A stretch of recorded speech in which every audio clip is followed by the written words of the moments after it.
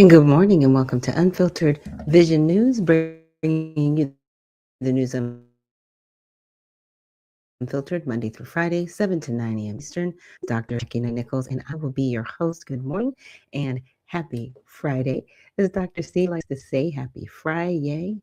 I'm so glad we made it through this week. And this week went really fast. I don't know if anybody else feels like that, but it went rather quickly.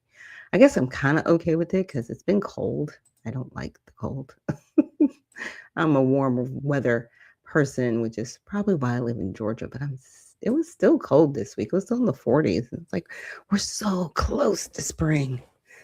So close to green cars and runny eyes and watery eyes and runny noses. It's like, oh, because that means the pollen's coming. And if you lived in Georgia, you kind of get the joke. You're going to walk out one day and your car's just going to be green because that's all you can do. It's crazy because that's how much pollen is in the air. So with that, let's get into our Kids Corner.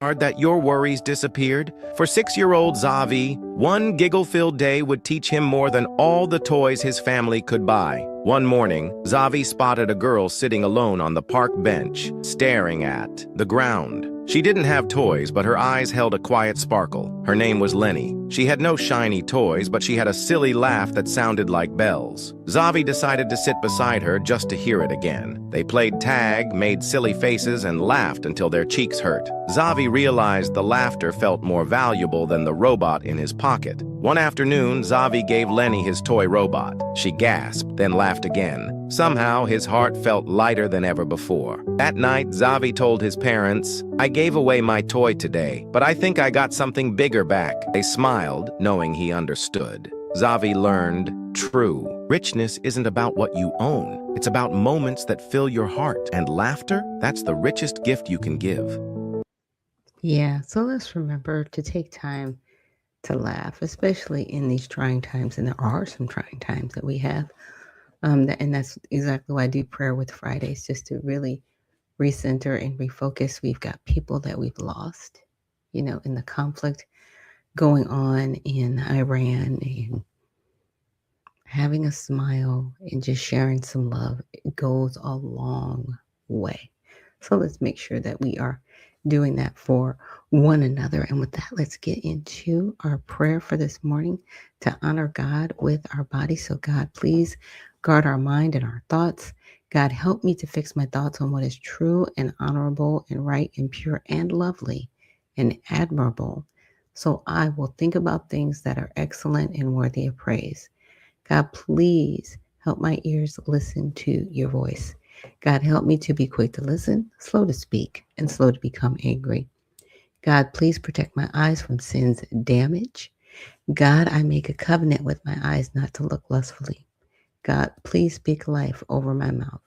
God, set a guard over my mouth. Lord, keep watch over the doors of my lips. God, please help our hands to serve generously. God, help me to do good to everyone, and especially to those who belong to our family in the faith. And God, please protect our reproductive organs and help us to honor you with purity. God, help me to honor you with my body. And God, please help my feet to walk along your path. God, let your word be a lamp for my feet and a light on my path. And if you are just joining us for the first time, that is something that we pray daily, or we might have another prayer in place of that. But I've been focusing on that one because, we need to really focus on, honoring God with our body, especially with our mind, ears, and eyes. I think about those first three, and it's like, it's really important because we're bombarded with so much information, and we have to sift through what's right, what's wrong, what's good, what's bad. Because you got to remember, we still have the Smith-Month Modernization Act. So our own federal government can lie to us about things that are going on, and they don't have to tell us the truth. I just want to put that out there. I mean, we just have to make sure that we keep that top of mind and that we're aware of it, right? So that we can make sure that we're doing our due diligence to look at the truth. So I wanted to pull up one of the first videos. And this is about a project going on in Kennesaw. There is a individual and she's running for Congress. And I wanted her to share this with us. My name is Tori Branham. I'm running for Congress in Georgia's District 12, and I like to keep my finger on the pulse of what's going on across the state as well as obviously on the federal level. Well, I just came across this very interesting project that's currently underway in Kennesaw, Georgia. It's a 61,000 square foot Muslim dining and shopping facility. The real estate developer is Sam Awad. He is Palestinian. And the construction company is Estes and Sons, which is owned by Brian Estes. They are creating this facility and renting to vendors who are community friendly. They are highlighting Yemeni coffee shops, which provide a safe space for Muslims to go and hang out that's alcohol free and noise free. Well, in the video, he jokingly calls it the Gaza Strip. And they got a lot of pushback from the local community as well as surrounding neighborhoods. And I think y'all need to see what is being built right here in Georgia. What's up, people? All right, I'm trying to teach my more on Instagram, and the reason for it is because I want him to show y'all how he's developing this property. So right now we are on the Gaza Strip in Kennesaw, Georgia. We're gonna name this street the Gaza Strip. This is my brother Omar, my brother Osama, Sam, brother Ibrahim, karate attorney. This area, all of this land right here is getting developed. Osama, how much are we building? 60,000? 61,000, Habibi. The 61,000 square feet that's going up here, inshallah. And I want y'all to put pressure on him to start documenting this process so y'all can... What's up, people? All right, I'm trying... For this beautiful Jum'ah, guys, I am officially announcing that we are pre-leasing. We have 3 buildings, 61,000 square feet over here on the intersection of Barrett, Piedmont, and Bells Ferry Road. If you have a retail store, any type of clothing store, jewelry store, dental office, doctor's office, restaurant, coffee space, please reach out to me, apply, send me a DM if you want some information. Needless to say, we have a law firm that is going to be occupying a space at the Walk of Piedmont. Obviously, I cannot release who it is. Yes, we did not have a choice in the matter. They threatened us with an ass whooping. Alhamdulillah, law firm is covered. Guys, send me a DM if you have any questions about the property. Inshallah, we'll have a space for you. What Yemeni coffee shop should we go with? And my brother Wasim flew over here from Michigan. Wasim, please tell us why you are the best coffee in Georgia. Because we are the most community-centered coffee shop in the world. We made this just for the community and strictly for the community. We focus on quality and the ambiance. Okay, so you definitely need to be in the Gaza Strip.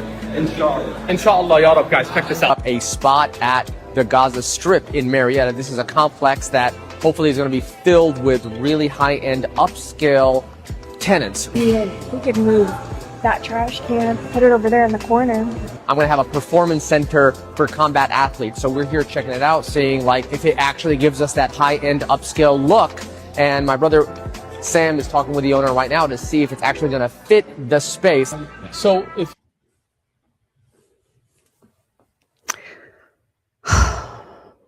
So my thoughts are this: when you talk about the community, you're not. Are you talking about everybody that lives up in Marietta? Is anybody going to be able to go and patron this space, or is it going to be specifically for people who follow Islam? Because you're not a race of people. I'm just saying, you can be a community of Muslims. You know what I'm saying? You can be. Just like you can be a community of Christians and be completely different ethnicities. It's weird. Why do you keep calling it the Gaza Strip? We are here in the United States. Like, this is stuff like this that's just like, we are in America. But somebody's allowing it. Okay? So apparently you've got people on the county board and the city and the mayor, and you know what I'm saying? You got like a whole situation there in Cobb County, because that's where that is, that allowed this. It just didn't happen. You allowed it. You allowed it. It's okay. That's what y'all want. That's what you want to do. It is very crazy to me. So wild. So wild. So now let's get into our trending topics on X today. I know I didn't do it yesterday because I had a lot of different articles to get into. But one of the first ones I wanted to look at was the Senate GOP. They are pushing for voter ID amid the shutdown. So I'm not sure if they're trying to do like a whole filibuster thing, but let's see. So Republicans are holding a marathon Senate debate into the weekend on the Save America Act, which requires proof of U.S. citizenship, like a birth certificate or a passport, for federal voter registration. The bill, a top priority for President Trump, ties into demands for full DHS funding after 5 weeks of partial shutdown, affecting 100,000 workers, while polls show broad public support for voter ID measures. Democrats call it suppression and block with a filibuster, prompting GOP ideas like budget reconciliation to bypass the 60 vote threshold. Well, they need to do something because this is ridiculous. So here's Scott Jennings forces the CNN panel to face the reality of what Democrats are doing to TSA workers with government shutdown. It's unconscionable. Jennings, I live in airports. Yeah, because he does travel a lot. These poor TSA people, they've missed 2 paychecks. They're about to miss a 3rd one. So let's see what Mr. Jennings has got to say on this. By the way, it can't come a moment too soon. I live in airports. These poor TSA people, they've missed 2 paychecks. They're about to miss a 3rd one. They're having to call out in places. Hundreds have already quit. They have to make ends meet. They got to get other jobs. It's unconscionable what we're doing to them.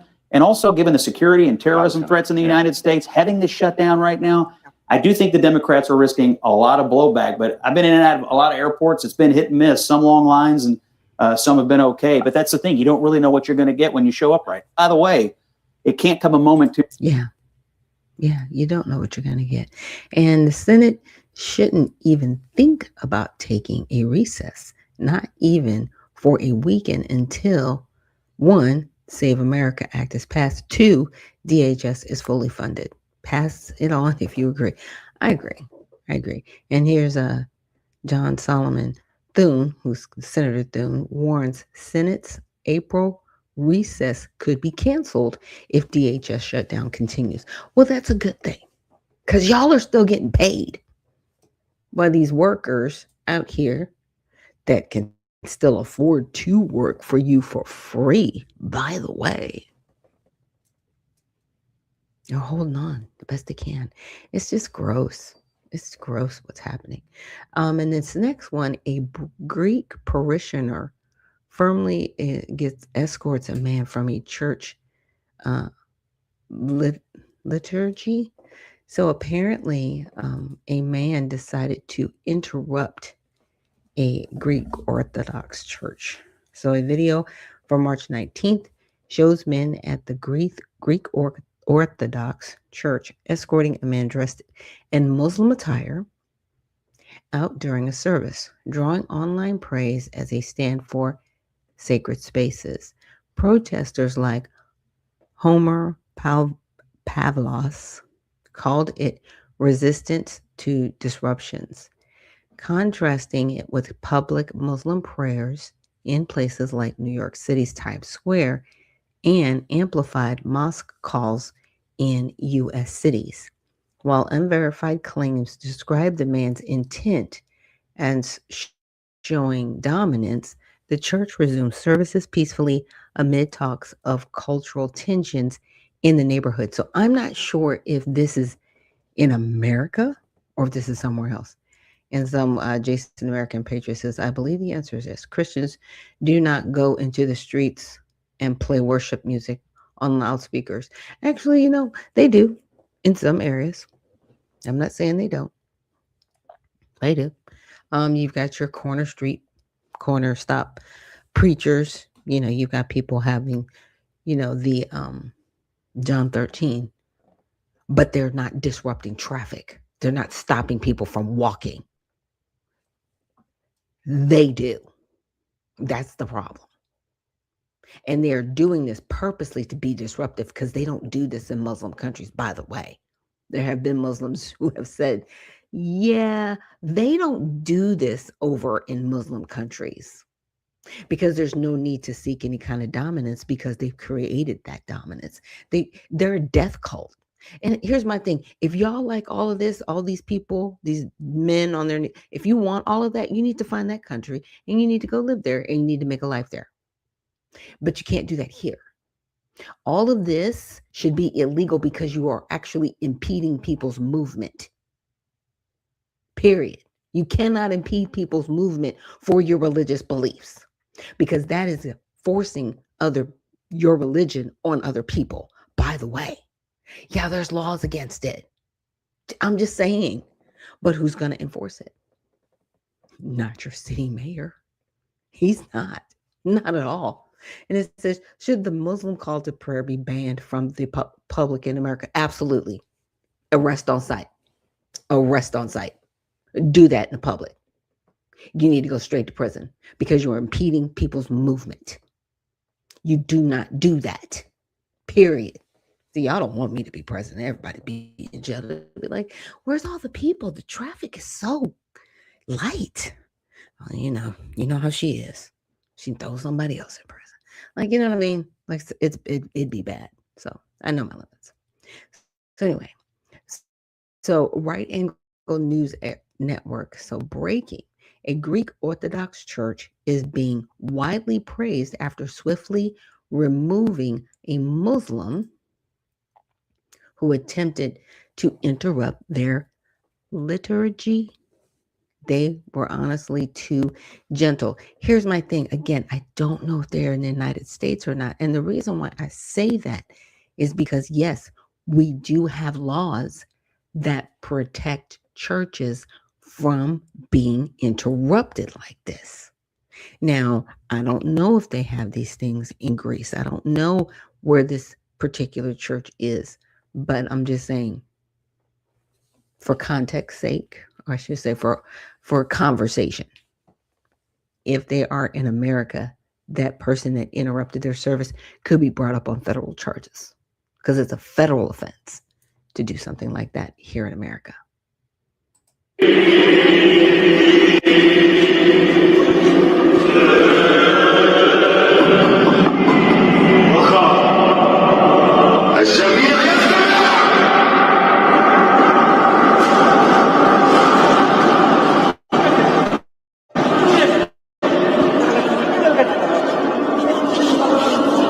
Yeah. See, and this is where it gets back to, is the Islamic faith a peaceful religion? Because looking at this, it's not. You want to impede people's movements. You want to interrupt people's services. Now they can say, well, that's just a lone wolf. That's just a one-off. It's not a good look. I want everything that is Islam off the American soil.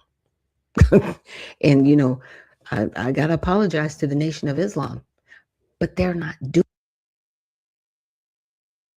interrupting people's church services. They're not doing stuff like that. So it's just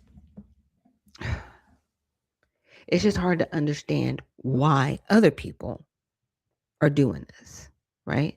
Why are other people doing this? It's weird. It's weird. It makes no sense at all. I want to just check my microphone really quick, make sure okay. Audio device is doing well.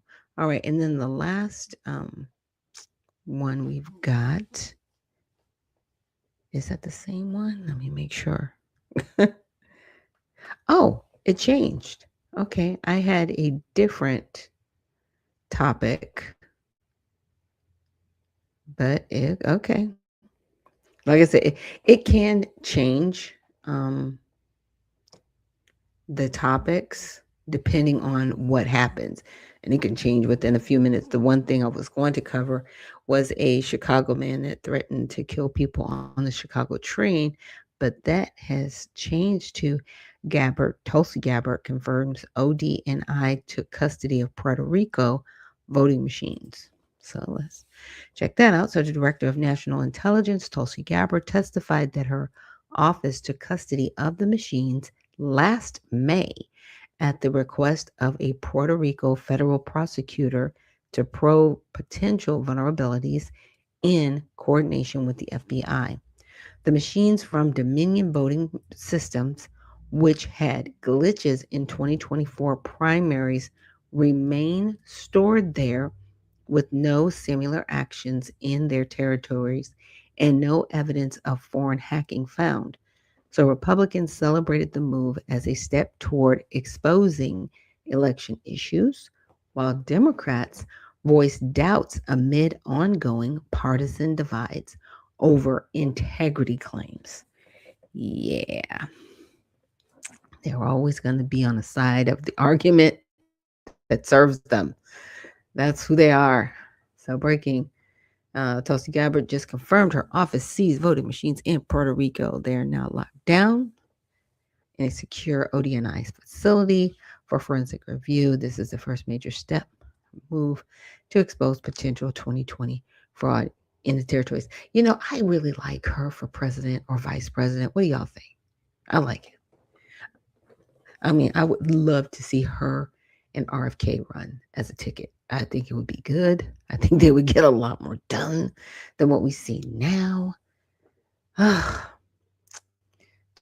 Just the things that are happening.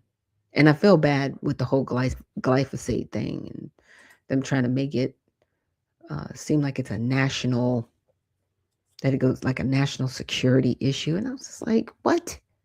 So you still want to kill us with a cancerous agent. But hey, we'll be safe, I guess. I don't know. It's weird. It's just weird. We live in a different world, in a different time. Okay, let's see. The next one I want to get to. Now, this one is from Bandot Video with Alex Jones on InfoWars. And it gets into Charlie Kirk, some things that were said before he passed, TPUSA, and also Mr. Joe Kent that recently stepped down from his position. 1 week after Charlie Kirk was killed, I broke exclusively on air from inside White House sources. It was a cabinet meeting with Tulsi Gabbard, Kent, the vice president, the president, and others, and that Cash Patel was there and blew up and said, I don't want you involved in intel domestically, even though Gabbard's supposed to do that and oversee all the agencies. And even though Patel basically pushed for FBI director saying he wanted to get them out of the intelligence business and get rid of the FBI building and all the rest of that turned into a museum, the Hoover building. And now Ken has come out on Tucker Carlson, will play the clip here in a moment, and said, yeah, they ordered basically a cover-up of foreign involvement. They said they found evidence of that. And you can guess who, so that adds a lot of credibility to Israel being involved in Charlie Kirk's murder. The whole time I was just simply saying we need to see evidence, even though they had a motive. But he had the president's ear. President Trump was listening to him. He was helping keep Trump out of the war with Iran. And he had to be gotten rid of. So now Israel is the prime suspect in that. They've conducted a foreign policy coup over America. Now they're trying to do a domestic coup over America. And it's just incredible that we're sitting here watching this happen in real time. So communist China was the main threat before. Now it's actually Israel when it comes to espionage against this country. We're in a lot of trouble. God bless Joe Kent and pray for him. They're trying to set him up and claiming that he illegally leaked stuff. That's all been disproven already. It's just a dangerous time to be alive, and just we need to be maximally engaged. Exposing this is setting with the patriots and the government to tell the truth. So sad to see the Trump administration go sideways like this, but hopefully, like Joe Kent said, Trump will correcting it back on course. Here's what he had to say on Tucker Carlson, who's also under attack, of course, and needs our support and prayers. So we knew each other, and the last time I saw Charlie Kirk on this earth was in June in the West Wing in the stairway, and I said hi to him, and he looked me in the eye, and he said very loudly, and it's a small. You've been in the West Wing. It's small. It's a tight space, and he said, "Joe, stop us from getting into a war with Iran." Very loudly. He was single-minded, and he walked off, and he went, I believe, into the Oval. So when one of President Trump's closest advisors, who is vocally advocating for us to not go to war with Iran and for us to rethink at least our relationship with the Israelis, and then he's suddenly publicly assassinated, and we're not allowed to ask any questions about that. It's a data point. It's a data point that we need to look into. What do you mean when you say we're not allowed to ask any questions about that? We've been told that this individual, Robinson, is a lone gunman, and maybe he is. But the investigation that I was a part of, the National Counterterrorism Center was a part of, we were stopped from continuing to investigate. And the FBI will say that they stopped that because they wanted to turn everything over to the Utah state authorities. Everything's going to trial. It's very, very sensitive. But there was still a lot for us to look into that I can't really get into. But there was still linkage for us to investigate that we needed to run down. And I'm not making any conclusions. I'm not saying no, I don't think you are. Because of this happened. I'm not saying that at all. I'm just saying there's unanswered questions. We know the pressure because of the text messages that have been made public that Charlie was under a lot of pressure from a lot of pro-Israel donors. And again, we know Charlie was advocating to President Trump against this war with Iran.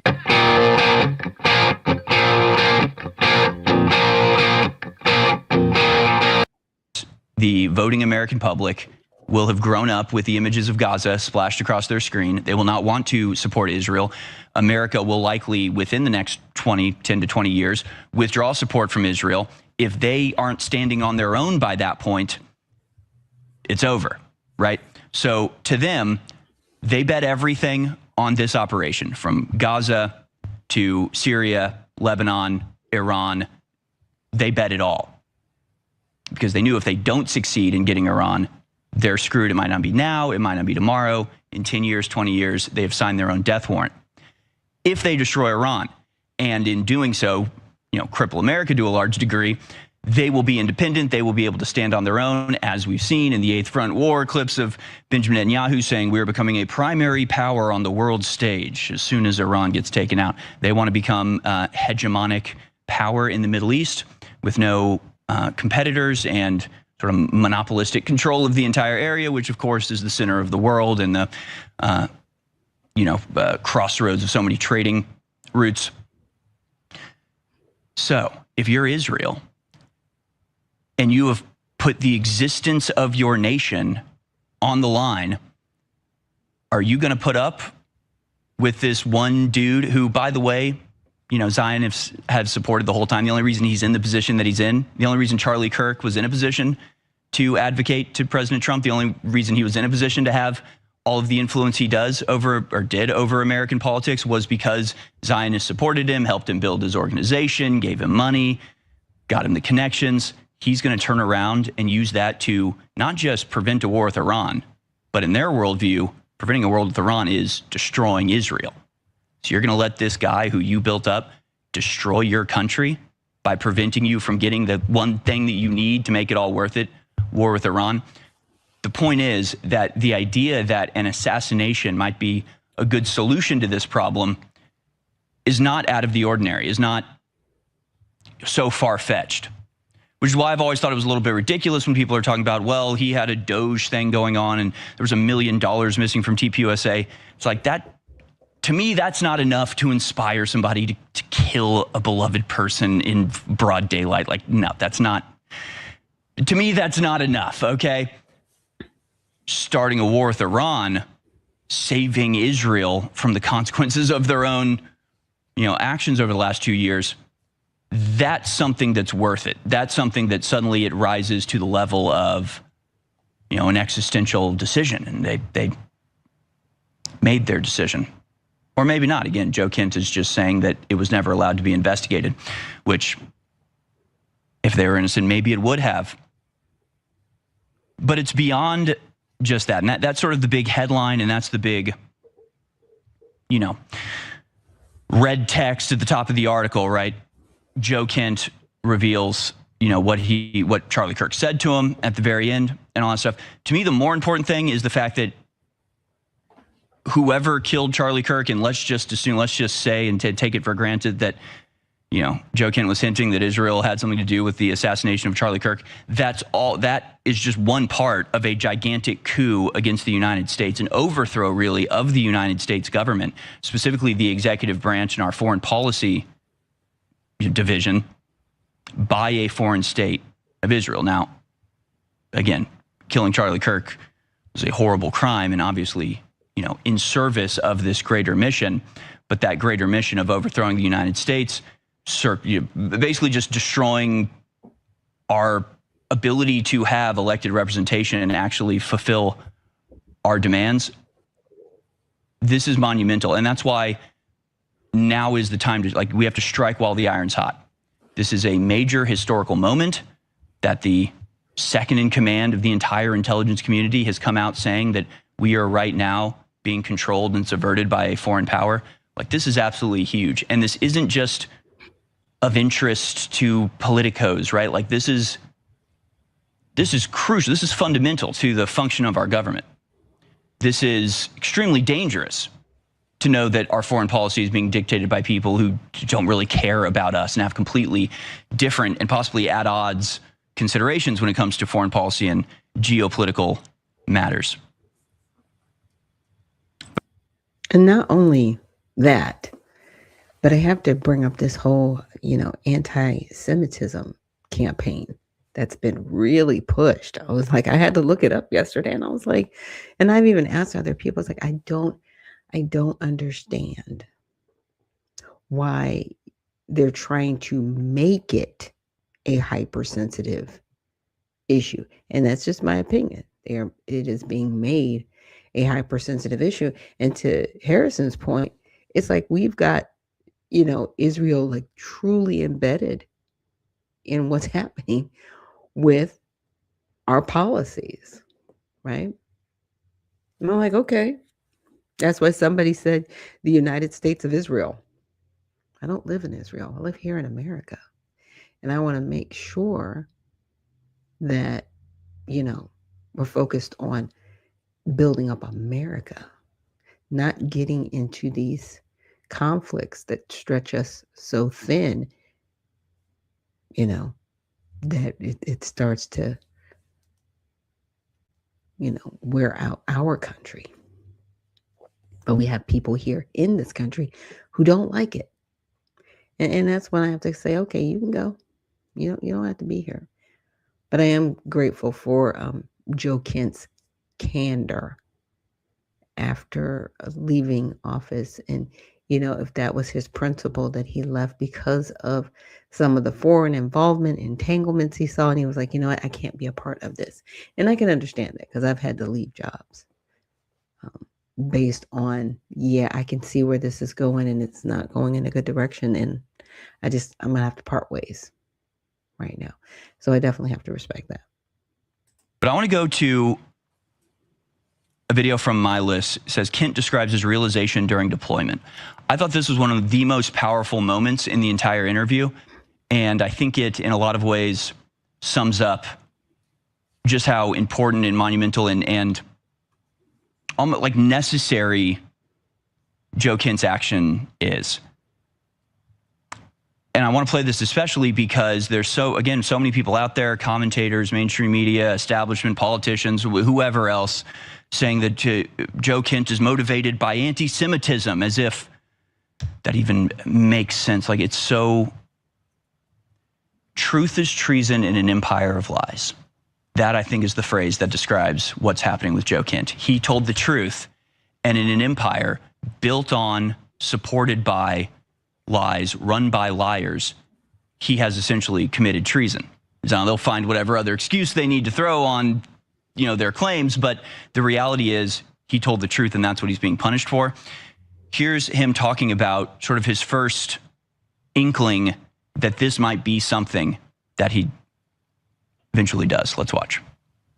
Probably on my third or fourth deployment, as I was realizing that we were lied to get us into Iraq, and that we had a whole mess that we now had to clean up, and how much it mirrored and echoed Vietnam. I remember, as being in my mid to late 20s, being very frustrated with a lot of the Vietnam veterans who did not speak up against. And I know some did, but especially Vietnam veterans who stayed in service, as I had intended to do. who stayed in service and who advocated for the Iraq War.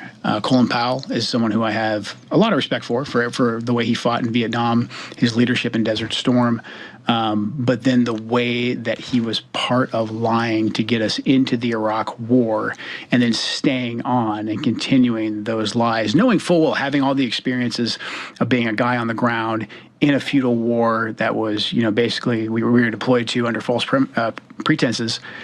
He had all that knowledge, and because he wanted to be loyal to, I think, the president, and I think he wanted to be loyal to what he felt was the government that would eventually get it right, he didn't step out and say, we shouldn't be doing this. And I just remember reflecting on that. And, I said to myself at the time, and this might seem, silly and idealistic, but said to myself at the time, if it's ever my turn, if it's ever my generation's turn, I'm going to do everything that I can to make sure this doesn't happen to the next generation.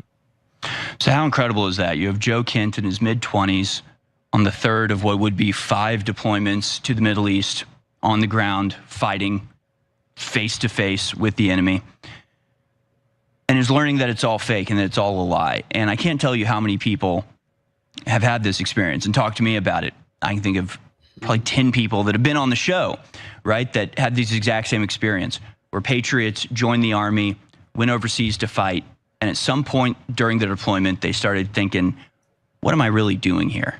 Who sent me here and why?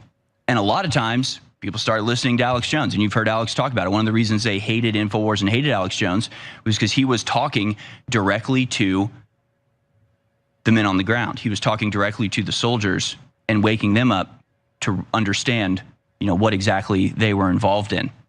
And again, I could name names of people who just exactly the same situation in Iraq, listening to Alex Jones and thinking to themselves, one day I'll be out of this hellhole. One day I'll be out of this godforsaken desert. I'll be back home.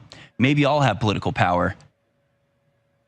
And when that day comes, I'm going to have the bravery and the tenacity and the wherewithal and the patriotism to speak out against it. And that's what Joe Kent did. I think, again, we have to treat this with the gravitas that it deserves.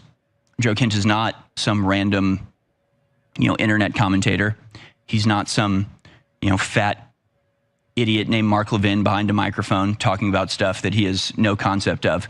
He's somebody that has proven himself time and time and time again. Proven not only that he's the real deal, but that his motivations are as pure as they could possibly be.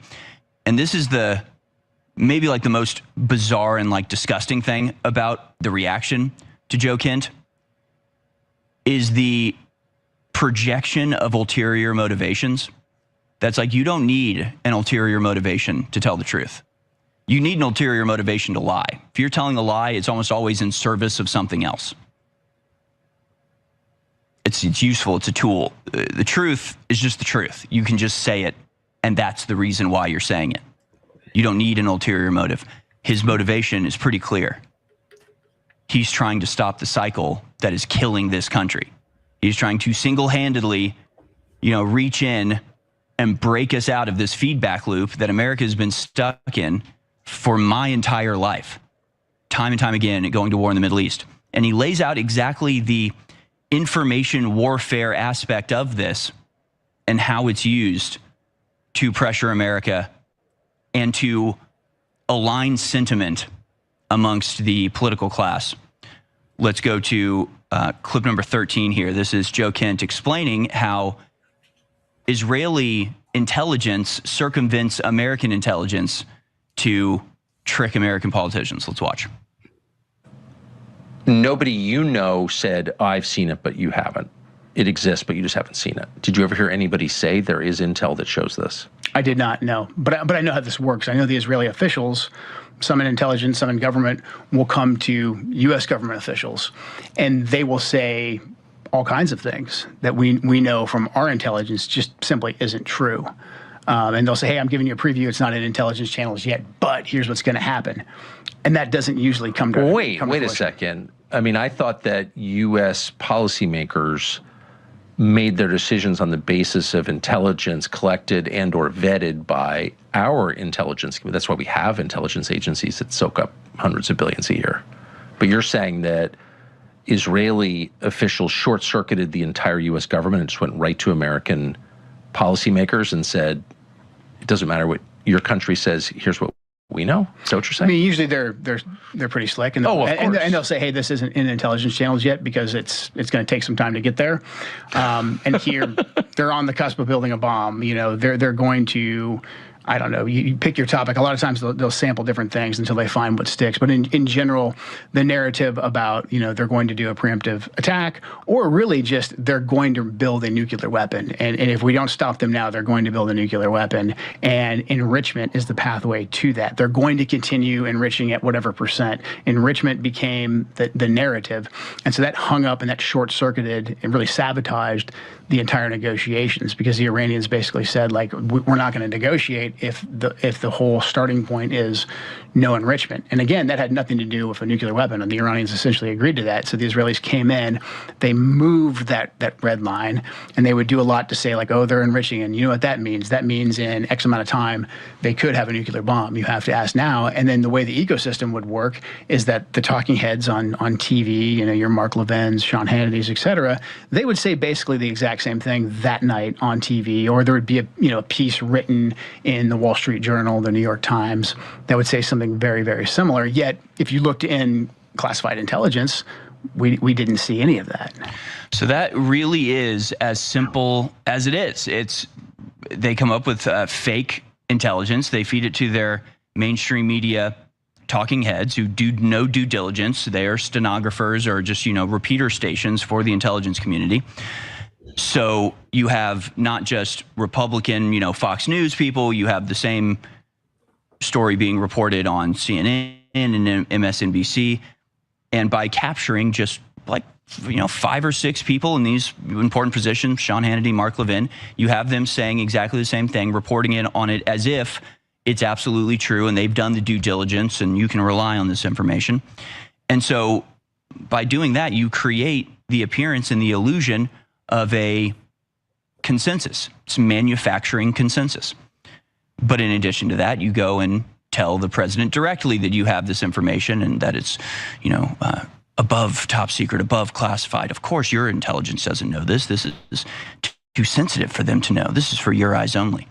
And it's interesting because so much of what Joe Kent has revealed, we have been able to surmise just from, basic observation from what is known publicly. In other words, during Midnight Hammer, Tulsi Gabbard publicly stated that they had no evidence that Iran was on the cusp of a nuclear bomb. She contradicted the intelligence that Trump cited for his reason to go into Iran. And Trump was asked about this, and he said, he was told, Tulsi Gabbard says you don't have that information.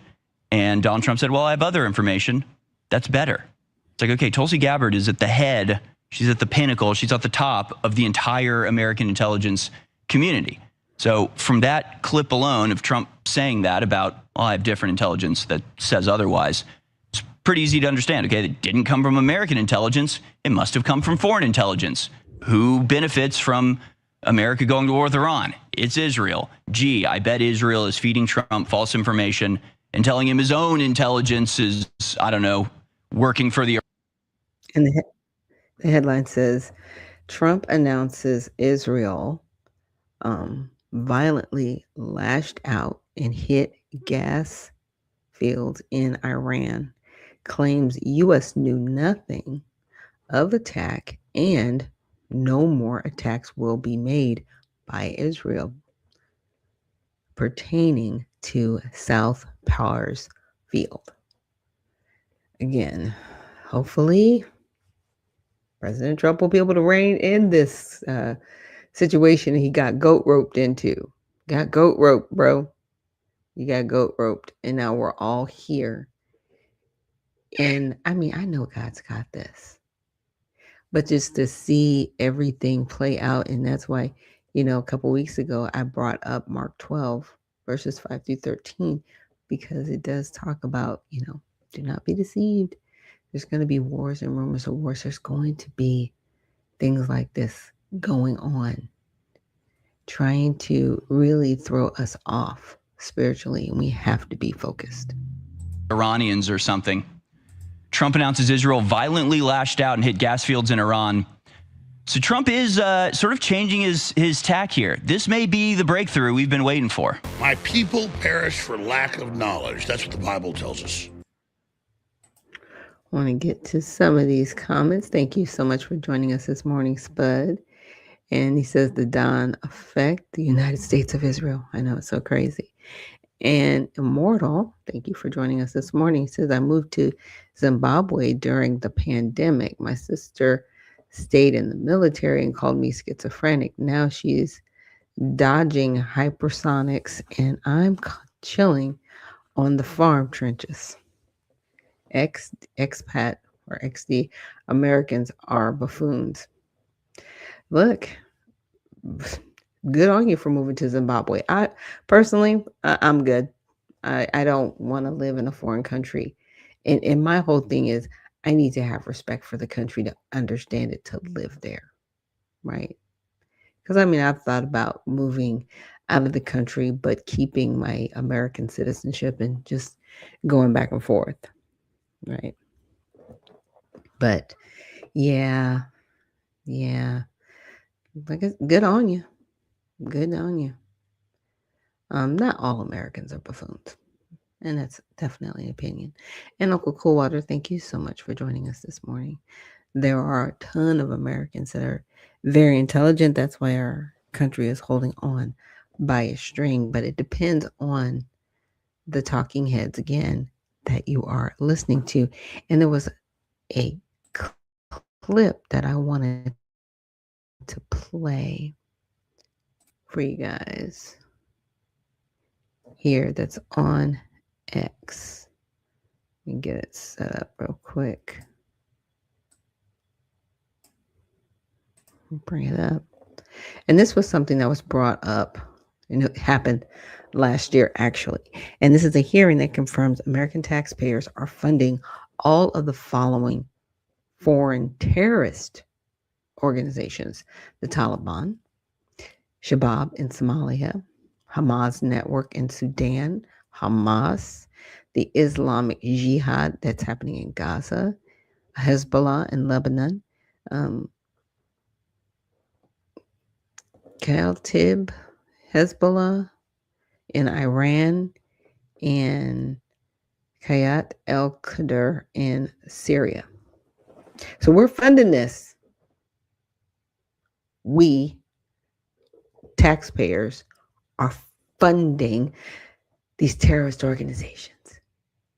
Yeah. Let's hear this testimony. Are you aware that we are sending $40 million a week to the Taliban?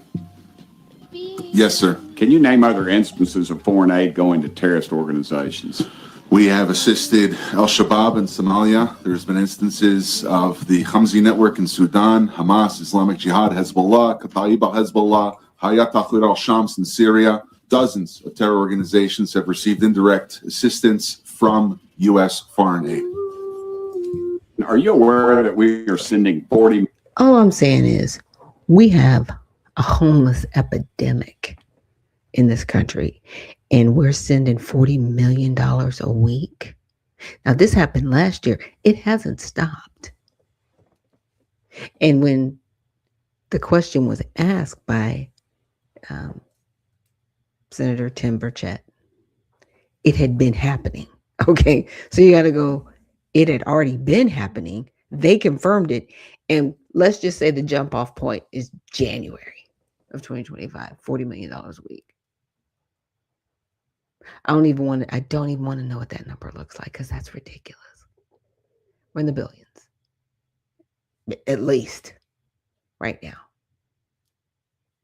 But we have homeless people on the streets.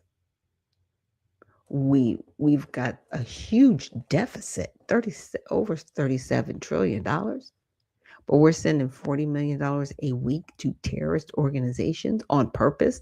Like, it's not like it's an accident. Like, they have a line item. What? There are just some things that happen, and how did we get here? How did we get off on this exit ramp in life? And why? Why is there an exit ramp? what is going on. So I wanted to do a quick spot break. And this is a new sponsor to UVN, and I just want you guys to check this out. Lineage, legacy, leverage. Genealogy is the lane. Community is the destination. But care, that's how we get there. At TBAT Task Force, we don't just research history. We reclaim what was stolen. For Black American descendants, proving who you are is the first step toward reparative justice and recognition. Get 4 hours of expert research, a verified certificate, and a care-based session to guide your next steps. A $155 contribution doesn't just fund your search, it fuels 5 community positions. It's a cycle of growth. Ready to claim your history? Start your journey or book a free care call today. Your legacy is waiting.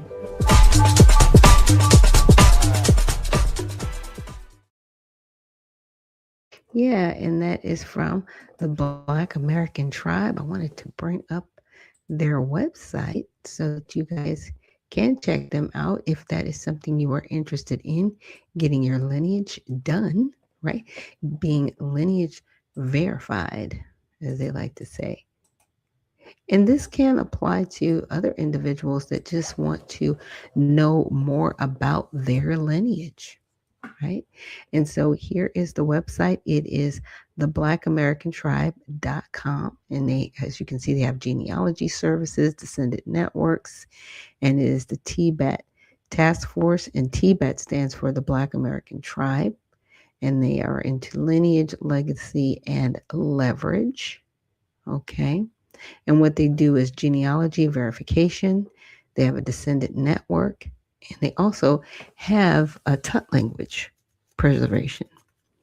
So these are things that you can find out. You get a free 30-minute care consultation. They also comes with a new member orientation.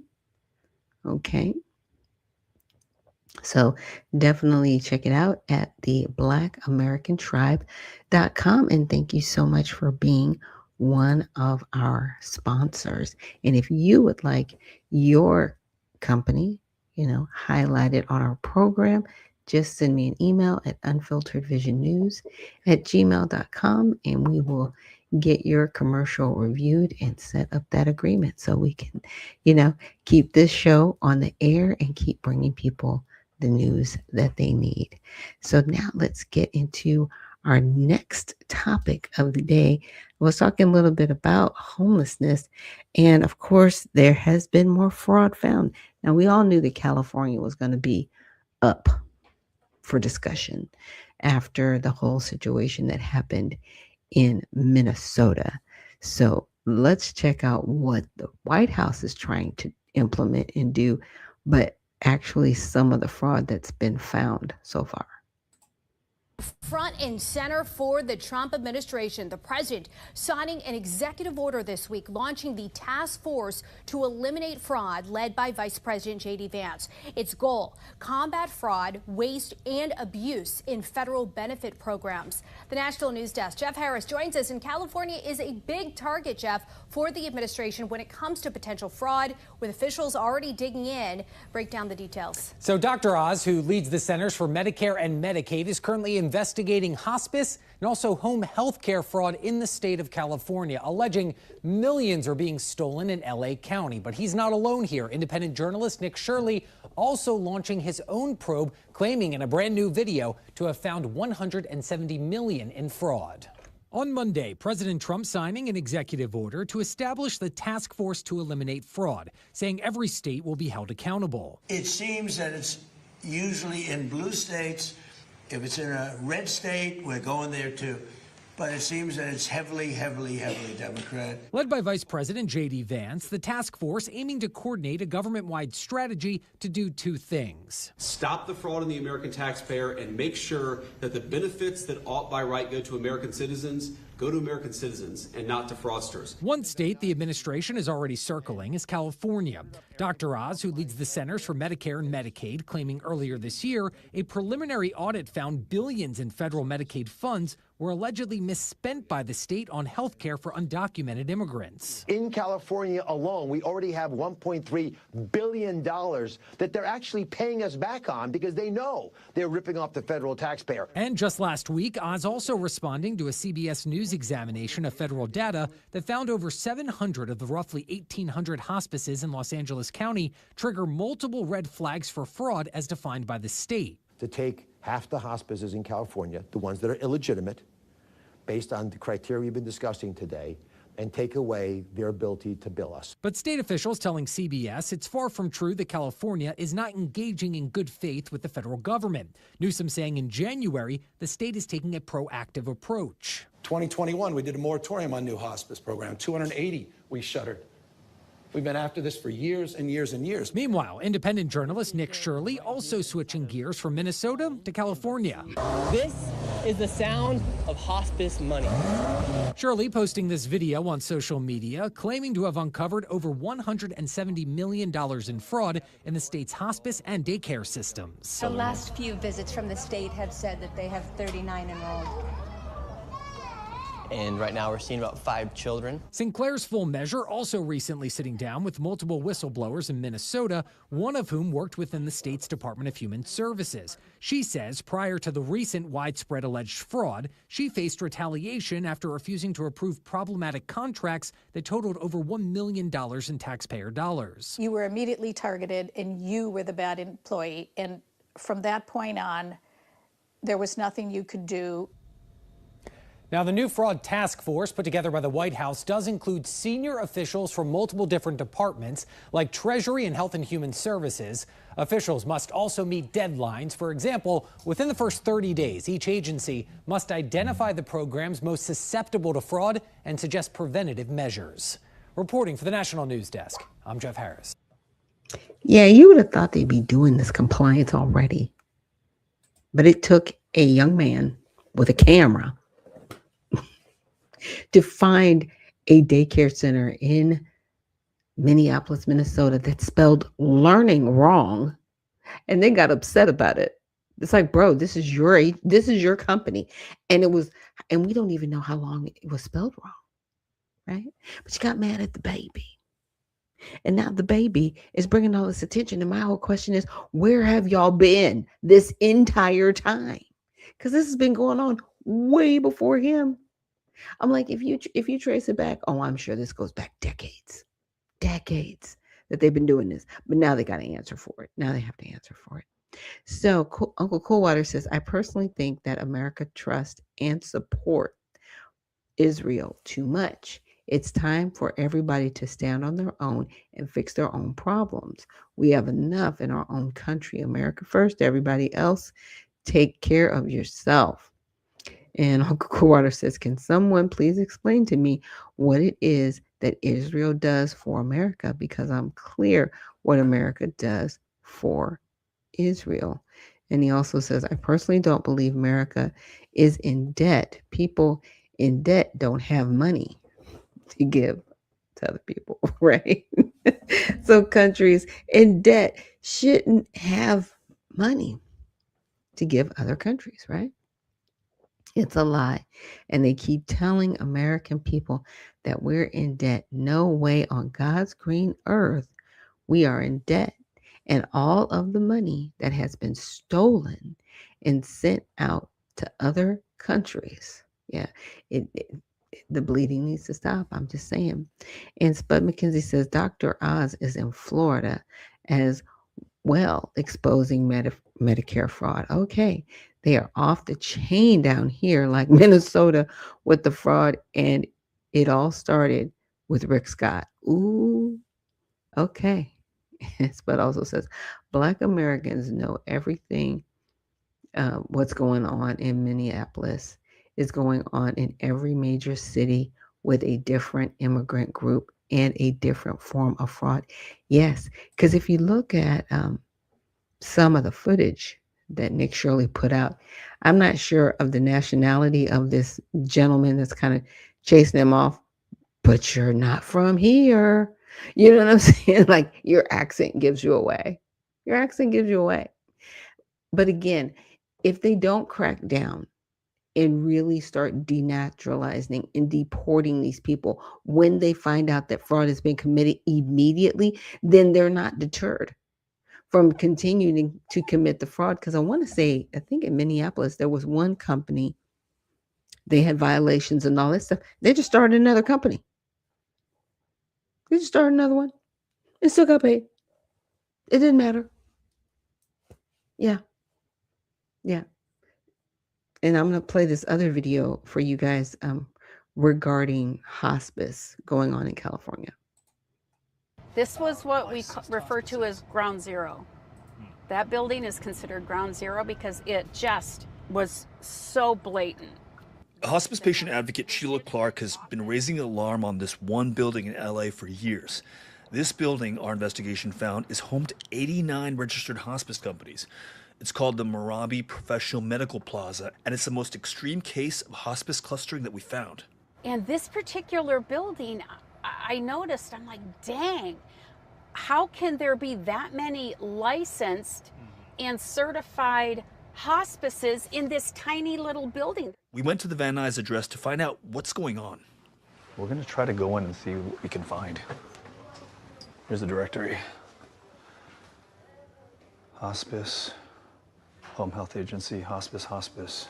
Can you come back? Just looking at this directory, you can see Why do they have dozens a of hospice gate agencies in coming front up. of their door? The state and federal records for hospice agencies tell you a lot. State auditors have identified warning signs when they're looking for fraud, like multiple hospice offices packed into one building, or caretakers whose patients who are supposedly at death's door are discharged alive. According to our analysis, 72 of the 89 registered hospices in Merabi Plaza have at least 3 of those potential warning signs. This isn't possible. It made no sense because I know what a licensed and certified hospice looks like. We weren't the first ones to come to this building. Federal inspection records show that regulators visited multiple suites in Merabi Plaza between 2021 and 2025, and they found nearly 400 violations. At one, a nurse wrote that a patient's family was satisfied with the care, but inspectors found no one from the hospice ever even visited that patient. At another, the patient's chart listed medications for malaria and diabetes, but the patient told inspectors he wasn't taking either one. And at that same company, a hospice social worker wrote about a family's grief when their loved one had passed, but there is no evidence the patient was actually dead. These hospices have been billing Medicare for reimbursement with your tax dollars for years. Why are we still seeing such, rampant signs of this? Why hasn't more been done? We're committed to tackling the issue until we root it out and extinguish all fraud. So who's working to fix this? Well, the state attorney general is the one responsible for investigating the industry here in California. California is always going to have the biggest numbers. We're the biggest state. We're the 4th largest economy in the world. We have the most people of any state. And but this issue is unacceptable, and we need to keep tackling it and do more. We're also following the money here. Medicare is federally administered. It's your federal tax dollars going to these hospices. So we sat down with Dr. Mehmet Oz, who heads the Centers for Medicare and Medicaid Services. Is this accelerating the enforcement, the shutting down of these hospices? We have dramatically accelerated our ability to take out the bad guys by stopping their payments. And that's the big mindset shift. I want to make it clear, we're not going to pay you money just because you sent me a piece of paper with a bill on it. We're going to check to make sure that's legitimate and that document is evidence that you actually performed something that's helpful to the American people, or you're not getting money from us. When we went back to Merabi Plaza, we found the building. And here's my thing. That's basic compliance. Basic.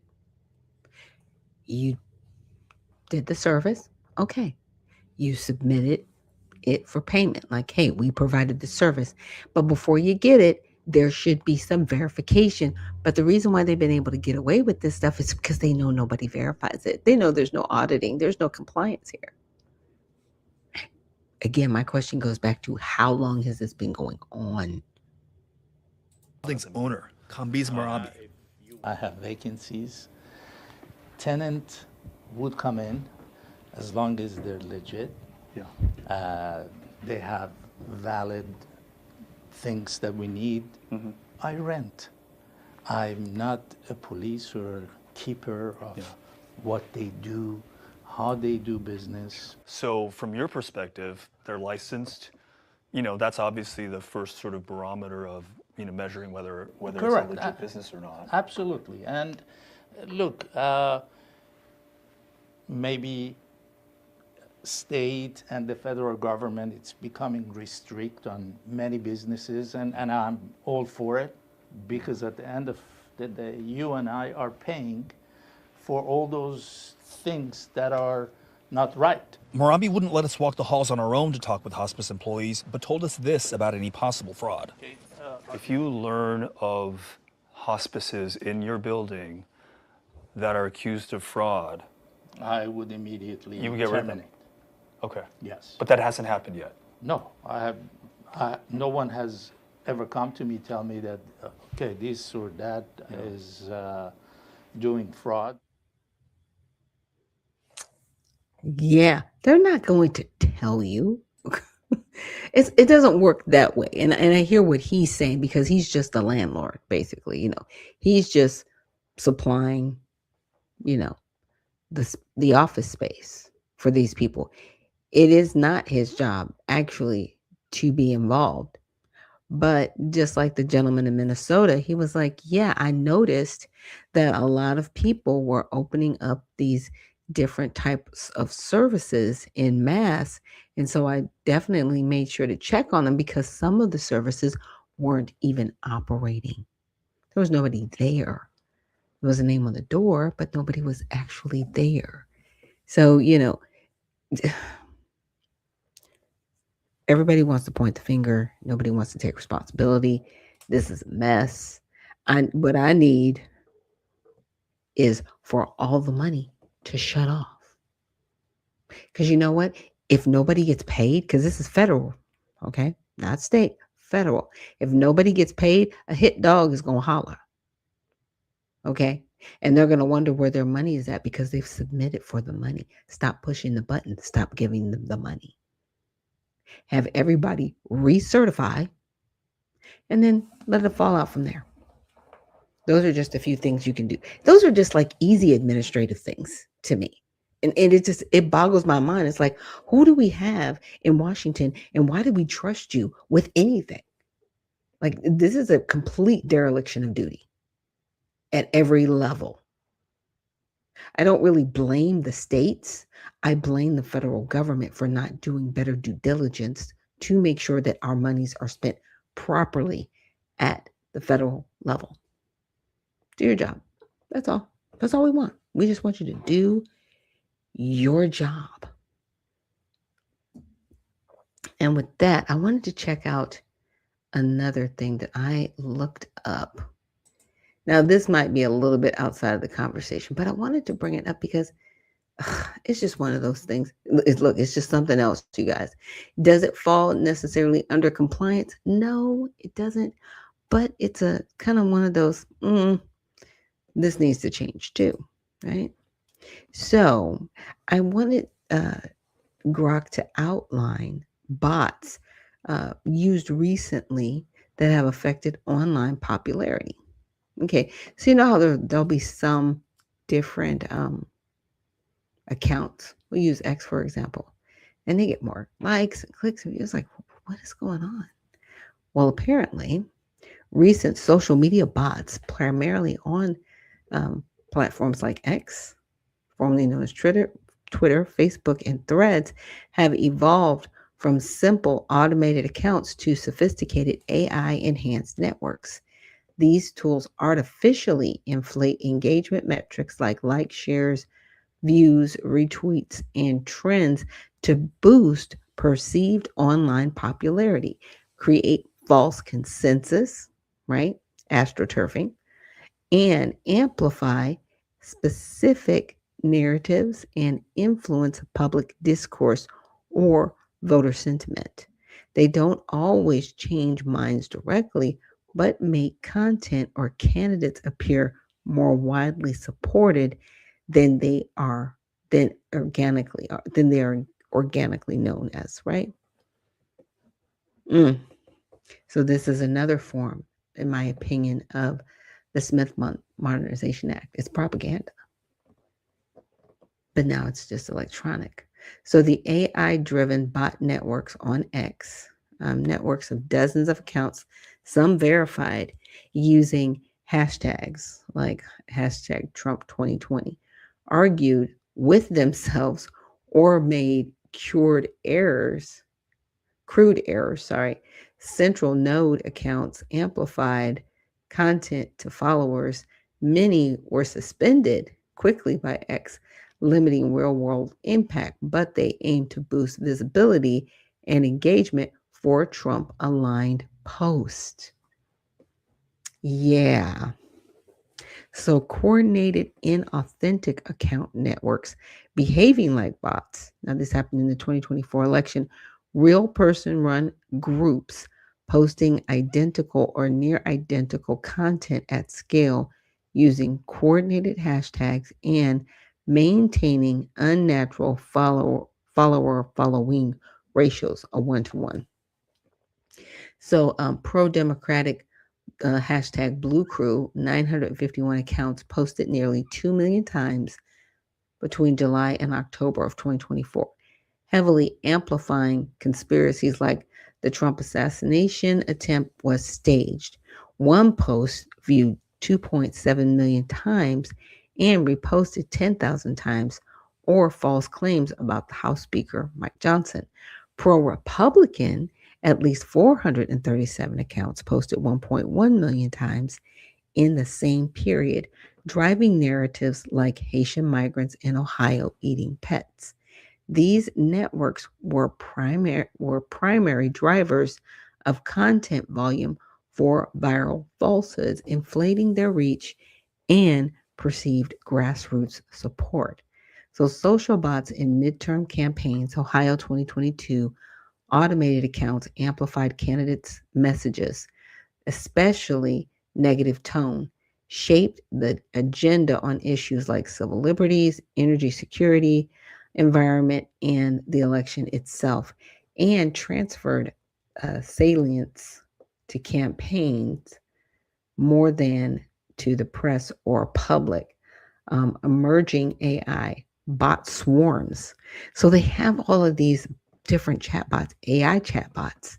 So overall, impact on online popularity. These tools create an illusion of broad support by flooding platforms, trending topics, and inflating metrics. They polarize discourse, boost negative sentiment, and make narratives, true or false, seem organic and urgent. So platforms suspend many, but the speed and scale, millions of posts, billions of potential views, distort perceptions of candidate strength or issue importance ahead of elections. And we are in a midterm election right now. So we need to watch out for a lot of these things going on.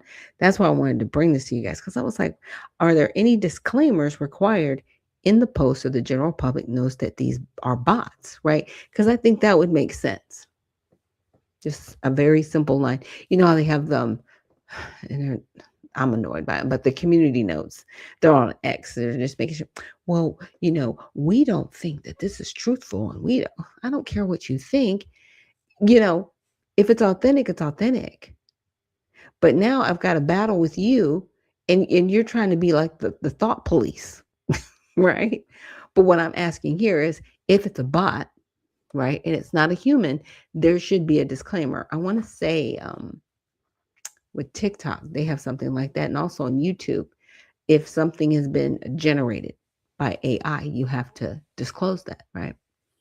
So no, there are no broad nationwide legal requirements in the United States mandating that social media bots or AI-operated accounts include disclaimers in their individual posts stating they are bots or automated.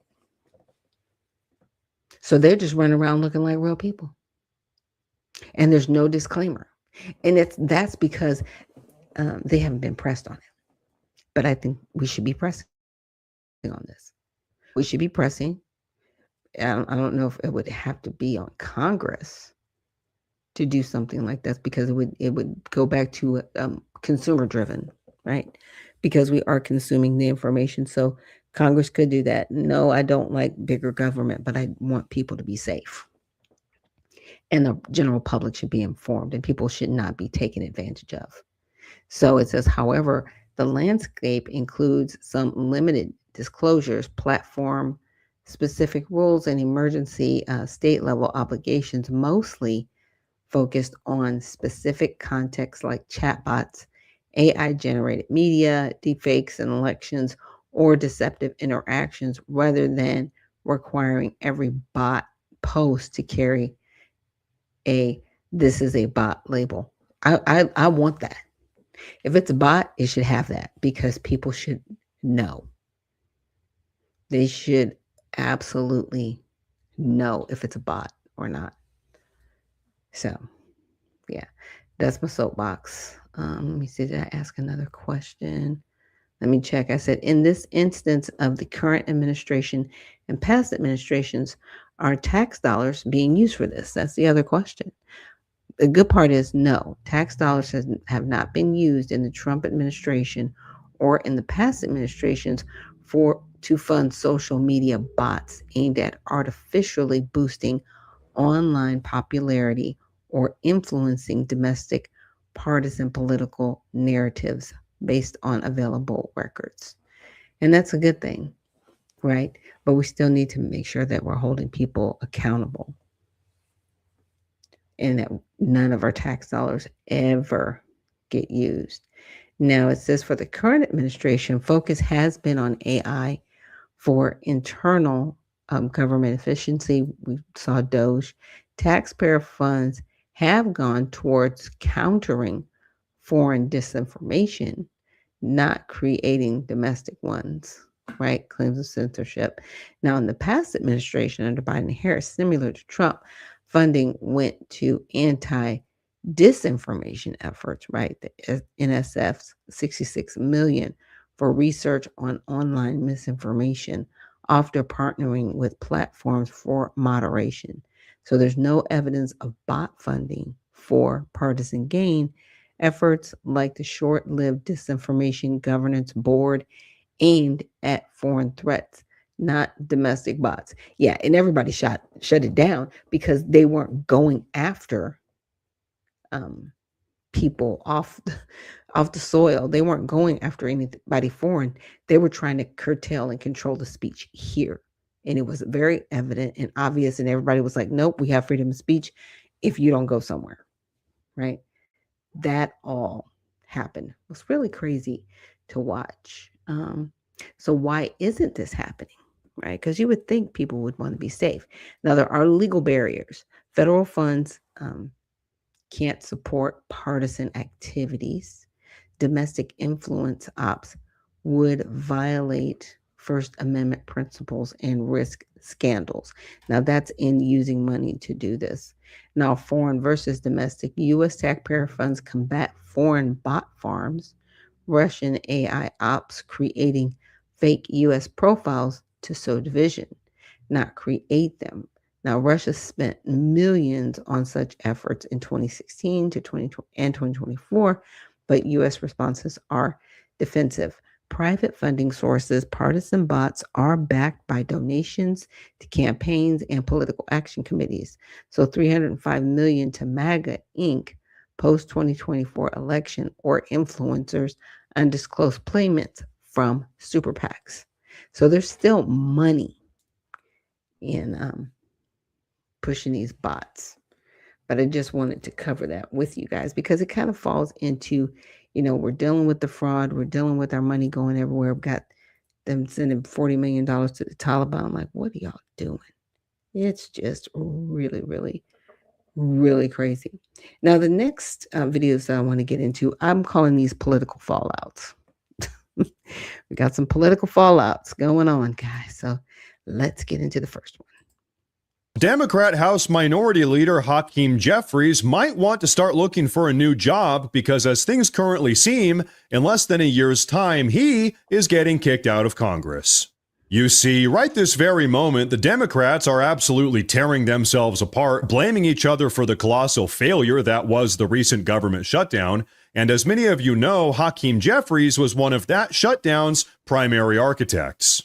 And so now, the far-left radical progressives within the Democrat Party are up in arms, saying that Hakeem Jeffries is too weak and not radically progressive enough.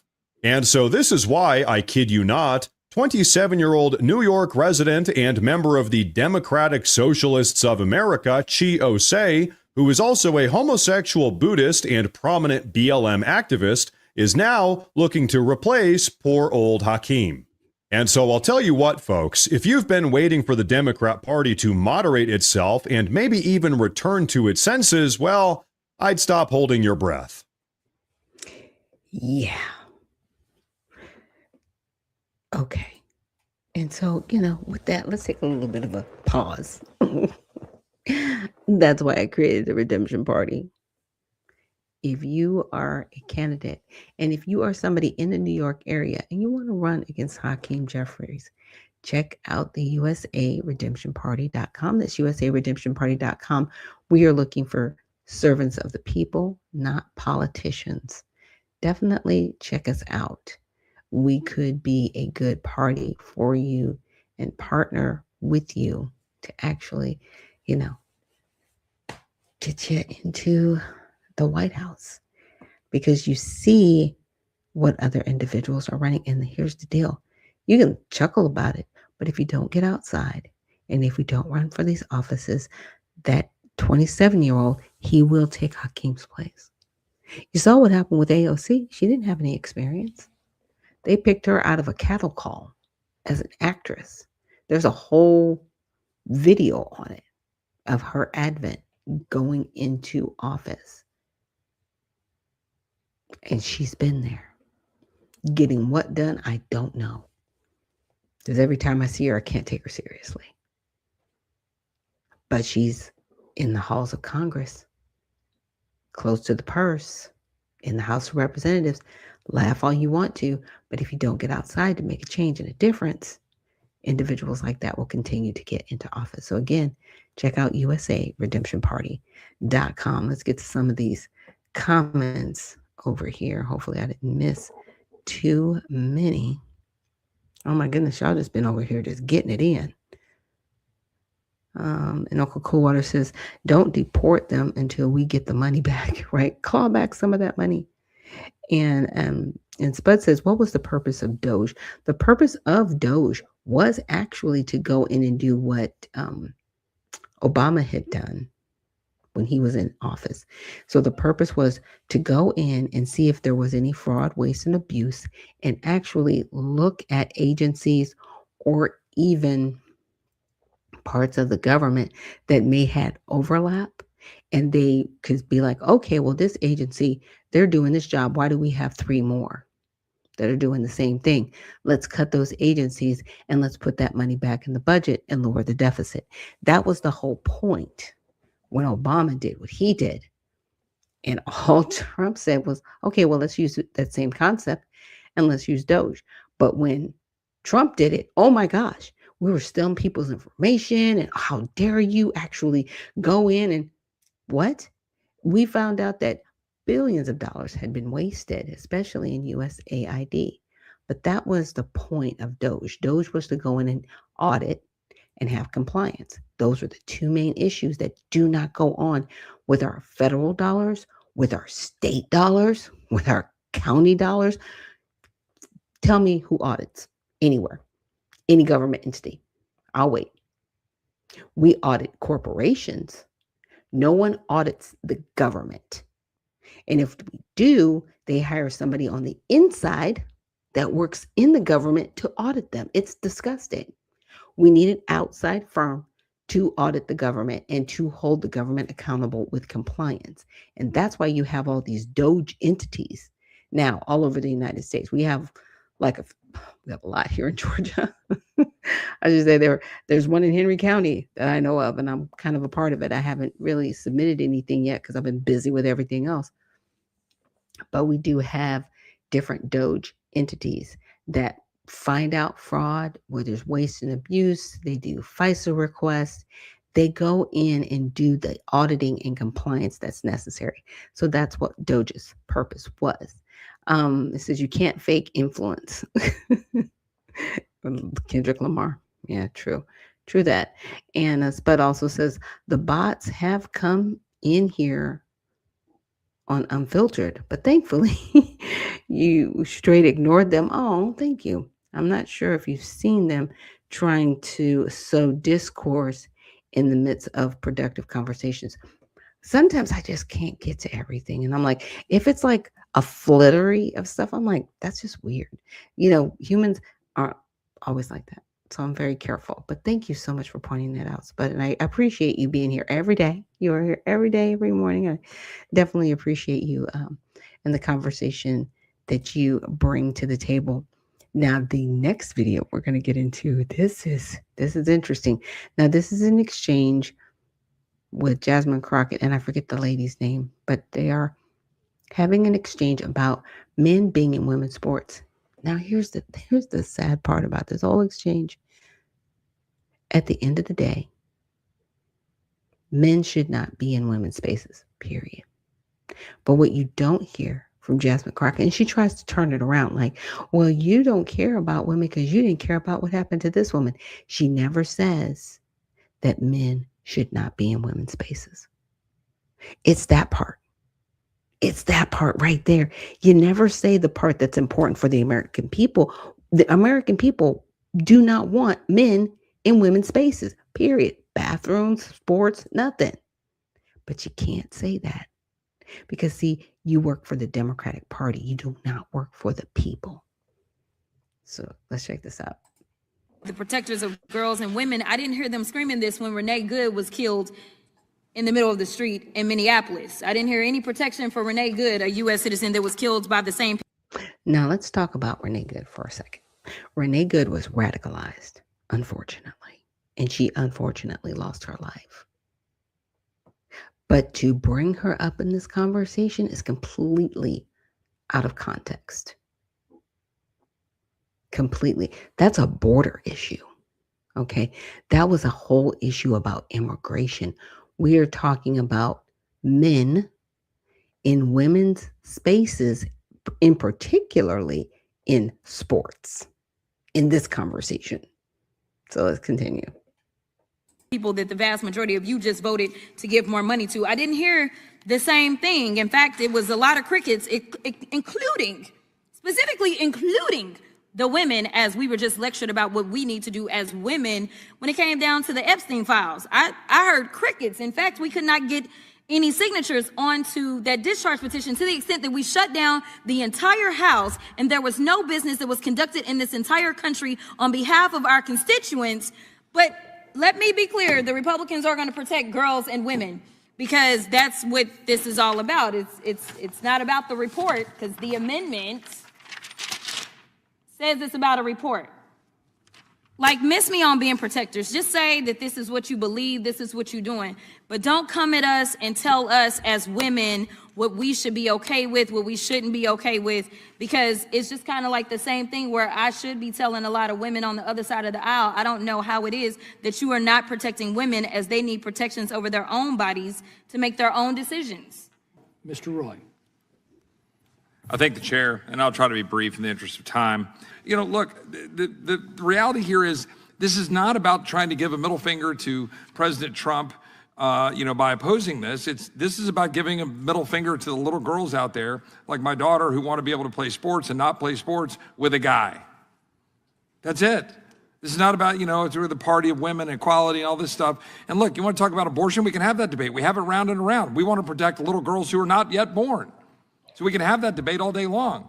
But that's a debate we have had repeatedly.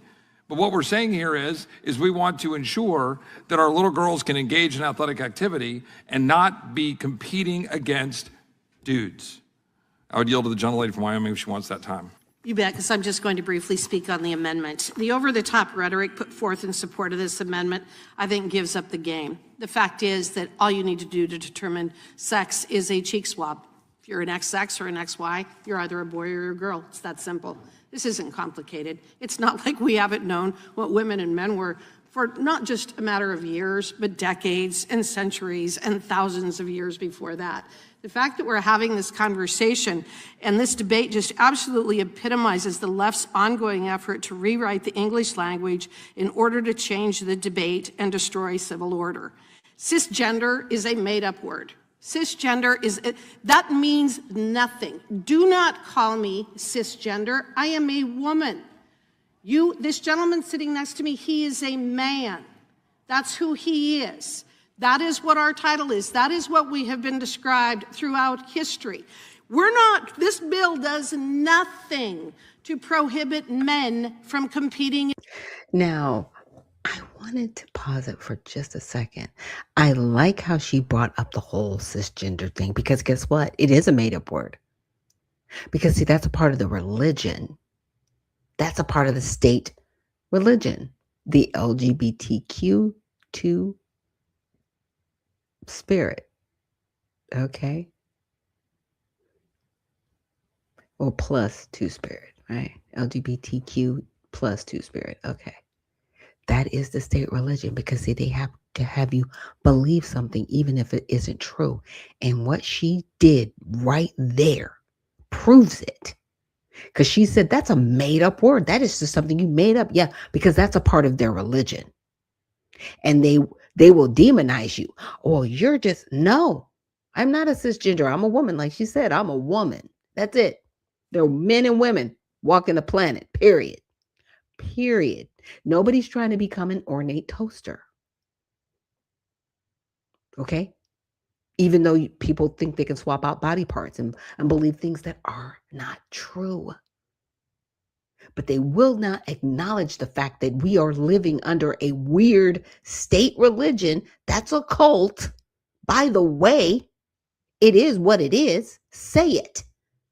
Just say it. But I love this. I love this exchange, because she says, I am not a cisgender. That is a made-up word, and it is. Because now you would have to say, well, what's the origin of it? And what's the purpose of it? And why are you talking like that? Because you are a part of a cult. Period. It is cult behavior, because you have to explain it. I don't have to explain being a woman. I'm a woman. That's kind of it. That's where the conversation starts and stops. Now, if a man walks in here and he's like, I'm a woman too. No, you're not. Why am I not? Because you have a penis. You don't have a vagina. It's real simple. It's real simple. It's real easy. It's just that simple. But they want to make it difficult. It's what you believe. It's what you feel. It's nah. See, that's where the cult comes in. That's where the new state religion is. And that is where we are. In men's sports, I will repeat, this bill does nothing to prohibit men from competing in men's sports. It does prohibit men from competing in women's sports. It is that simple. All we have to do is look at what happened during the Paris Olympics, where we watched a dude beat the hell out of a woman in a boxing match, and we have people on the other side of the aisle who actually believe that that is okay. That man is not a woman. He has been tested repeatedly. That is a man, and he will not be allowed to compete against women in the future because he is a man. We do not want men beating up women. We do not want men in women's soccer or volleyball or basketball or rugby or swimming or any other athletic competition. This isn't difficult. All you need to do for any kind of determination for sex is a cheek swab. The fact that you guys are talking about doing these inspections of people, and the fact that the Boxing Association used to do that, that's sick. That is sick. This isn't complicated, and the fact that you're trying to make it complicated gives up the game. We want to protect women and girls. It's that simple. That's what this bill does. This amendment means nothing. It does nothing to protect women. It does nothing to protect women athletics. That is the reason why every person in this room, especially the women, should vote against it. I yield back. Again, we are dealing with a state religion, which is something we're not supposed to have because that is in violation of the Constitution. But here we are. And see, they want to say, well, it's just ideologies. And then stop lying. Stop lying. Stop lying to us. It's disgusting. All right. Let's get to this last one, this political fallout.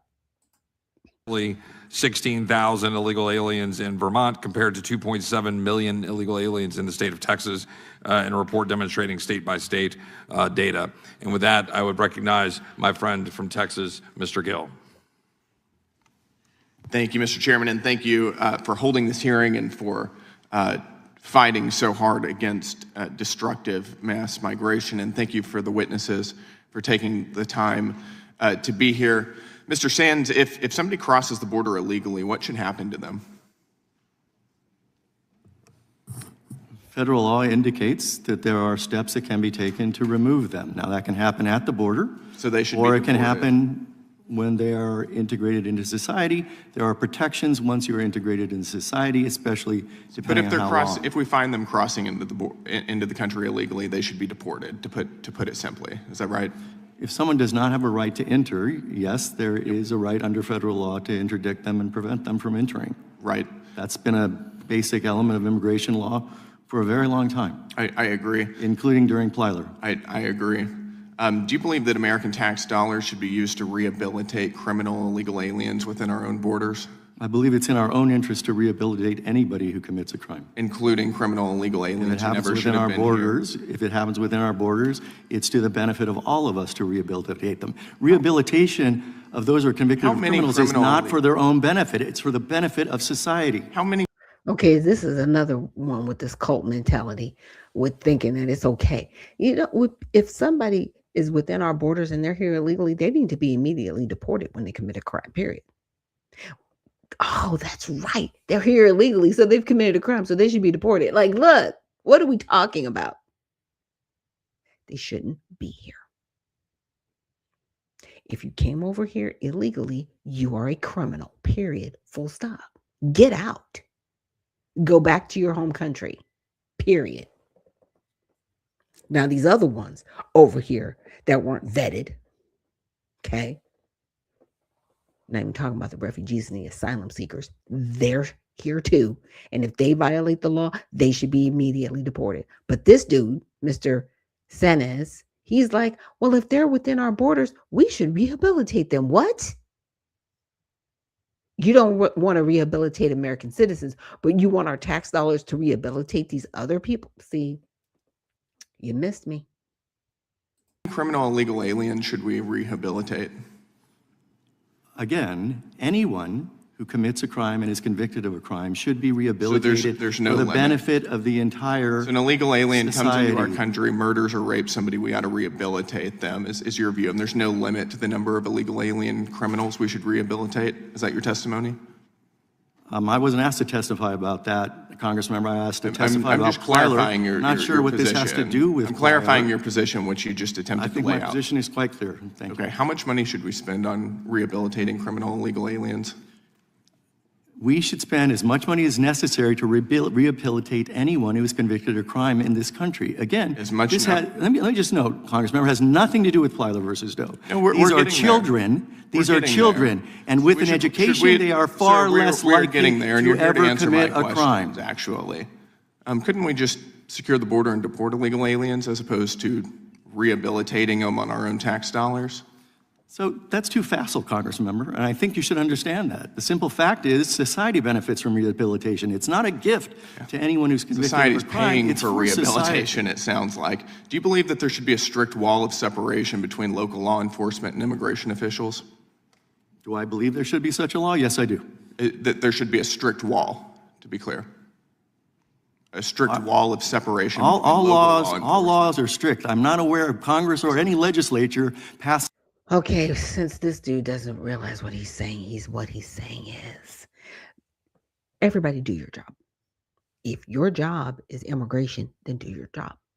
If your job is local law enforcement, then do your job. The only place where local and federal cross, especially when it comes to immigration, is if someone's here illegally and they're apprehended, and then they want to call on ICE enforcement, right, to come and pick this person up. That's kind of it. It's kind of it. And I wanted to get to Spud's comment. It says, Obama, the darling of her party, has Jasmine fighting for trans rights while he hesitated to support real women like Kamala. Okay. And he supported Tallarico over her. Talk to Obama about women support. Yeah, there might be a few reasons why he's supporting Tallarico, because Tallarico supports the trans movement. He supports this state religion because he's a part of it. And Kamala, she is a woman. She definitely is that. And Spud says, since they want to rehabilitate and harbor criminals, they should be charged on aiding and abetting. I'm down with that. And Beginner's Fitness Journey says they don't even try to rehabilitate citizens in prison. They don't. And they need to do more of that. But hey, they have to have their slave class, right? You guys got to remember, these prisons are big business. It is a private-public partnership. Look up prison REITs whenever you get a chance. Oops. Let me add that back to the stage. It's wall, W-A-L-L. So a law. Strict wall, W-A-L-L. Wall. I'm sorry, Yes, I thought sir. you said law. No. I apologize. A strict wall of separation. I think a wall would be incredibly ridiculous, frankly. A wall of separation between local law enforcement and immigration officials. Oh, a wall of separation. Okay. Yes, Congressmember, yes. Again, I do believe there should be a law of separation. Mm-hmm. And if you want to describe that law metaphorically as a wall, okay, I would accept that. Okay, I was actually using your words where you said there should be a strict wall of no cooperation between local law enforcement and federal immigration authorities. That's something that you had said in an interview with NPR in November of 2016. So if police arrest... So I've just acknowledged that. Right. So if not sure why you're putting myself to myself. I'm sure that interview was not about I'm the one asking questions here, not you. If police arrest an illegal alien for breaking into somebody's home in the middle of the night, should they turn that illegal alien over to immigration officials? So Plyler versus Doe guarantees an education. It's just a yes and or no as a result, that means that those kids who receive that education are far less likely to break into anyone's home, Congressman. But I'm asking, let's say they do. Should they be turned over to immigration officials? It's just a yes or no question. No, they should be put through the criminal law system that we have. What about after serving, let's say they're convicted and they serve a sentence, and this is a criminal and legal alien, they broke into somebody's home, they're convicted, they serve let's say a 5-year sentence. Instead of releasing them onto the street, should local law enforcement or prison officials really give them over to immigration officials? There are too many repercussions of a policy like that. You're putting it in the context of a single instance. No, it's very difficult. It's very clear that your answer is no. No, that's not clear, sir. That's not clear, sir. Please don't put words in my mouth. You have my words from NPR, and what I say here, you don't need to put words in my mouth. Should American taxpayers pay for Medicaid for illegal aliens? In many circumstances, yes. They should. Not just American taxpayers, but immigrant taxpayers who also pay taxes as well. As you know, sir, there is no exception for tax paying based on immigration status. I'm the one who's asking questions here. Should American taxpayers pay for Social Security for illegal aliens? It's a yes or no question.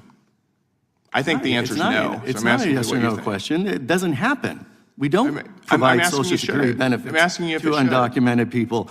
I wasn't aware that was a topic of today's hearing. I don't think that should happen, and I'm asking you if you think it should happen. The last question, the witness may answer the question. I don't believe that that's a question when it doesn't happen. It's misleading to suggest it does. No one who's undocumented It's a really basic question, and you don't want to Security. answer it because you've got a crazy radical open borders agenda that we can all see. Thank you, Mr. Chair. I think Actually, there are a list of people that have status, right? See, they never talk about this part. So status, that still doesn't make you an American citizen, right? But then they want to use this status to say that you're not here illegally. They have paroled in the United States that's still receiving Social Security, to my knowledge. I have to go and see if the list has been revamped. But they have people from Afghanistan. They have people, I think there's like at least a list of 8 different statuses that are not American-born citizens that do receive Social Security. So it is a very convoluted question because he's asking a direct question. Do illegals get Social Security? And the man's like, no, they wouldn't. No. And he's right. It's not somebody here illegally. It's somebody under a status that's getting it, but they're still not a naturalized citizen, nor are they an American citizen. But it's happening. It's crazy. Insane. And with that, let's get into our prayer for this weekend, because there's a lot that we have to pray about. There truly, truly is. So God, thank you so much for this day. We're praying Thanksgiving and cover going into this new beginning. Saturday and Sunday, we're just praying, God, that you look over the servicemen and women that will be going to Iran during this conflict. Father, please protect them. Also, we're praying for the families who have lost individuals in this conflict. God, just praying for their comfort, Father. And we're just so grateful for everything that you are doing to protect us, God, to lead and guide us, to open up our minds and our hearts, Father. We're just praying for protection here in the United States. God, there were so many unfortunate incidents that happened last weekend, Father. We are praying for protection, God. We're praying that any type of evil that people are trying to commit, that you protect the individuals and that you thwart any evil trying to bestow itself on our great nation, God. And we're just so grateful for everything that you do and everything that you're going to do and everything that you've done for us, Father. And it is in your Son, Jesus, Yeshua's name, that we pray and give thanks. Amen. So with that, I will see you guys on Monday. And remember, stay well, stay focused, and stay unfiltered. We'll see you in the next one.